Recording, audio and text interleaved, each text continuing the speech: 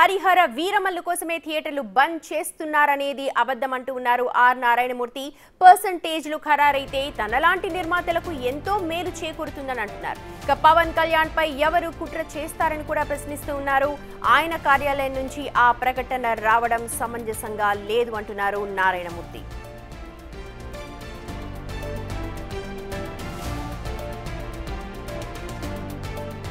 ఎప్పుడు చర్చలు ఫలప్రదం అవుతాయా, ఎప్పుడు సినిమా ఇండస్ట్రీలో పర్సెంటేజ్ సిస్టమ్ వస్తుందా అని ఎదురు చూస్తే నాలాంటి సగటు నిర్మాతలందరికీ కూడా తీరని విఘాతం జరిగింది. ఈ మధ్య రీసెంట్గా ఒక విషయం ఏంటంటే, హరిహర వీరమల్లు అనే సినిమాని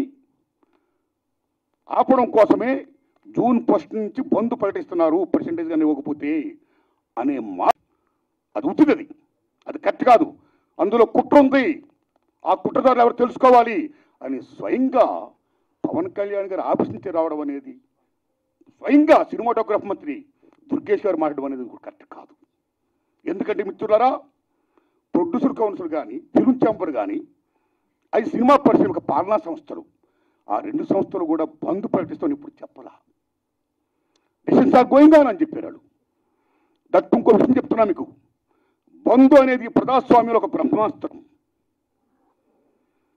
ఎవరైనా బంద్ ప్రకటించే ముందు సినిమా ఇండస్ట్రీలో అకార్డింగ్ టు నామ్స్ 3 వారాల ముందుగా తెలియపరచాలి. ఇదిగో పలానా ఇష్యూ మీద మేము ఫైట్ చేస్తున్నాం, అది ఇంకా కొలిక్కి రాలేదు కాబట్టి మేము బంద్ ప్రకటించబోతున్నాం అనే విషయాన్ని నిర్మాతలకు 3 వారాల ముందు తెలియపరచాలి. This is norms, it's a preamble. 3 వారాల ముందు తెలియపరిస్తే రిలీజ్ డేట్ ఎవరు తెచ్చుకున్నారో, మేము రిలీజ్ డేట్ ఇచ్చుకున్నామండి, ఇంకో 2 వారాలు మేము రిలీజ్ చేస్తున్నామండి అని ప్రిపేర్ అయిన నిర్మాతలను ఇబ్బంది పెట్టకుండా ఉండడం కోసమే 3 వారాల ముందు తెలియపరచాలి according to norms. So June 1 bandh ప్రకటిస్తే, ఒకవేళ జూన్ 12 అంటే 2 వారాలు కూడా కాదు కదా, ఏ రకంగా మీకు హరిహర వీరమల్లుకి అది వర్తింపు చేస్తుందండి? అది కరెక్ట్ కాదు. పవన్ కళ్యాణ్ గారి మీద ఎవరైనా కుట్రపడతారు. తెలుగు చలనచిత్ర పరిశ్రమలో విశ్వవిఖ్యాత నట సార్వభౌమ ఎన్టీ రామారావు గారు, భారతదేశంలో ఎన్టీఆర్ మన తెలుగు జాతిని ఖ్యాతిని చేసిన మహనీయుడు. As a politician, as a CM, like this anything else. ఎంత గర్విస్తామో. తర్వాత మళ్ళీ మంచి గొప్ప పేరు తెచ్చుకొని ఈవేళ ఒక జనసేన పార్టీ పెట్టి ఈవేళ డిప్యూటీ సీఎం అయ్యారంటే వీఆర్ ప్రౌడ్ ఆఫ్ ఇట్. మన తెలుగు చిత్ర పరిశ్రమ మొత్తం గర్విస్తున్నది. Hats off to Pawan Kalyan garu. ఆయన సేవలను గుర్తుంచుకోవాలి. చంద్రబాబు నాయుడు గారికి సెల్యూట్. మేము పవన్ కళ్యాణ్ గారిని ఏ రకంగా దుర్మానం కాము, కానీ పవన్ కళ్యాణ్ గారు ఆఫీస్ ఆ రకంగా కరెక్ట్ కాదు రావడం. ఓకే, వచ్చిందనుకోండి, ఇష్యూ వస్తే మహాత్మా గాంధీ ఏమన్నాడు, ప్రపంచ యుద్ధాలను కూడా చర్చల ద్వారా ఆపొచ్చు అన్నాడు ఆయన. ఒక సీఎం, ఒక డిప్యూటీ సీఎంగా మీరు అక్కడ సీఎం చంద్రబాబు నాయుడు గారితో మాట్లాడి హరిహర వీరమల్లు అనే టాపిక్ మీరు ఎత్తకుండా, ఓకే మీ ఇండస్ట్రీ కష్టాల్లో ఉన్నప్పుడు రండి, మన సిట్టింగ్ చేసుకుందాం రండి, మాట్లాడుకుందాం రండి అని చెప్పుకుంటూ ఒక పెద్ద రోల్ ప్లే చేసి ఉంటే, ఒక చలనచిత్ర పరిశ్రమ బిడ్డగా మిమ్మల్ని మేము ఎంత గౌరవించేవాళ్ళం సార్. ఎంత బాగుండేది సార్, ఎంత బాగుంటుంది సార్. ఆ పని చేయండి సార్ పవన్ కళ్యాణ్ గారు. ఎందుకంటే పర్సెంటేజ్ సిస్టమ్ వల్ల ఇండస్ట్రీ ఇవాళ చాలా మేలు జరుగుతుందండి. పర్సెంటేజ్ సిస్టమ్ లేకపోవడం వల్ల ఇండస్ట్రీ సగటు నిర్మాత మొత్తం కొలాప్స్ అయిపోతున్నాడండి ఇవాళ. మీరు నమ్మండి sir. Why? Because all malls, PVRs మొత్తం ఇలాంటివన్నీ వచ్చేసిన తర్వాత సింగిల్ థియేటర్స్ ఇవాళ ఉనికి లేకుండా పోతుందండి. తెలంగాణలో 500 ఉన్న సింగిల్ థియేటర్లు ఇవాళ 200 చిల్లరకు వచ్చేసాయి. ఆంధ్రప్రదేశ్ 500 పైన ఉన్న సింగిల్ థియేటర్ 300 పైసలకు వచ్చాయి. సింగిల్ థియేటర్ లేకపోతే యొక్క ప్రేక్షకుల పరిస్థితి ఏమిటి? ఇవాళ మాల్స్లోని, ఆటల్లోని, ఇటువంటి సోకాడు థియేటర్స్లో రేట్స్ ఎంత ఉన్నాయి ఇవాళ? ఎంత పీపచ్చైన రేట్స్.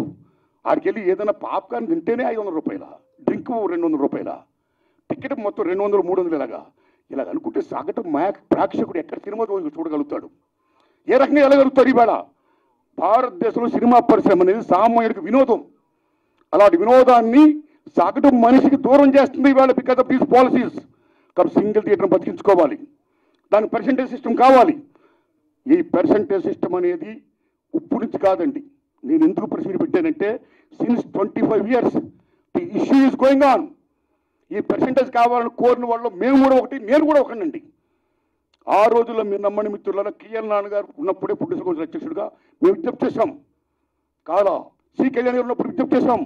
కాలా కిరణ్ గారు ఉన్నప్పుడు విజ్ఞప్తి చేశాం. కాలా అలాంటి దశలో మీరు నమ్మండి, ఇదే ఫిల్మ్ ఛాంబర్ ముందు టెంటలు వేశాం. అక్కడ ఓ సురేందర్ రెడ్డి గారు, ఓ నట్టి కుమార్ గారు, ఓ మోహన్ గారు, ఓ బెక్క వేణుగోపాల్ గారు, నేను ఇంకా అనేక మందిని ఈ ఉద్యమాలు చేస్తున్నప్పుడు ఆదిశేషవరరావు గారు, తమ్ముడు భరద్వాజ్ గారు, కెఎస్ రామారావు గారు, చంద్రబాబు శ్రీనివాసరావు గారు, అచ్చిరెడ్డి గారు, కృష్ణారెడ్డి గారు పెద్దలందరూ సంఘీభం ప్రకటించారు. ఎన్ని చేసినా ఏమీ కాలా. వెళ్ళి స్వయంగా నేను వెళ్ళి రామారాయణ గారు రిక్వెస్ట్ చేశా, నారాయణ పర్సెంటేజ్ సిస్టమ్ కావాలి, అది మంచిది, ఈ సిస్టమ్ ఉండకూడదు, రెండో సిస్టమ్ ఉండకూడదు, నేను స్పీరియస్ పోతే మాట్లాడతాను, I am with you, I am with that moment అన్నాడు రామారాయణ గారు. మహానుభావుడు తీర్చేసి అయ్యారు. ఇప్పుడు తచ్చులు ఫలప్రదం కాల.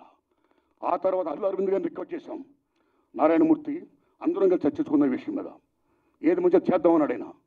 కానీ మంచి అనే పర్సెంటేజ్ జరగల.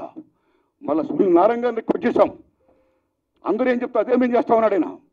కానీ ఇది మంచి జరగల, పర్సెంటేజ్ సిస్టమ్ ఇంప్లిమెంట్ కాలా. దిల్ రాజు గారిని రిక్వెస్ట్ చేశాం, నిజంగా దిల్ రాజు గారు నేను పర్సెంటేజ్ సిస్టమ్కి యాక్సెప్ట్ అన్నాడు ఆయన ఆర్టీస్లో. కానీ ఫలప్రదం కాలా. ఆ టైంలో అప్పుడు ఇండస్ట్రీ పెద్ద మహానుభావుడు మా గురువు దాసనారాయణ ఇంట్లో మా గురువు గారు కెఎస్ రామారావు గారు, తమ్ముడు భరద్వాజ్ గారు, నేను, సి కళ్యాణ్ గారు అందరం మీట్ అయ్యాం. మీట్ అయిన తర్వాత VNR Nageswararao distributor from Telangana, percentage system కావాలి, ఏ సిస్టమ్ కావాలి, ఆక్యుపేషన్ పర్సెంటేజ్ కావాలని కొందరు, 50-50 కావాలని కొందరు, ఇలా రకరకాల మాడుతున్నప్పుడు ఇది తప్పకుండా తేలుతాం. ముందు పర్సెంటేజ్ సిస్టమ్ పెట్టాలి, రెండు సిస్టమ్ ఉండకూడదు, ఈ సిస్టమ్ ఎత్తేయాలి అనే దాన్ని ముందు తీసుకురండి అని మేము విజ్ఞప్తి చేస్తే మా గురువు దాసనారాయణ దాన్ని యాక్సెప్ట్ చేశారు, ముందు తీసుకుని వెళ్ళారు. కానీ ఫలప్రదం కాలే, ఇంప్లిమెంట్ కాలా.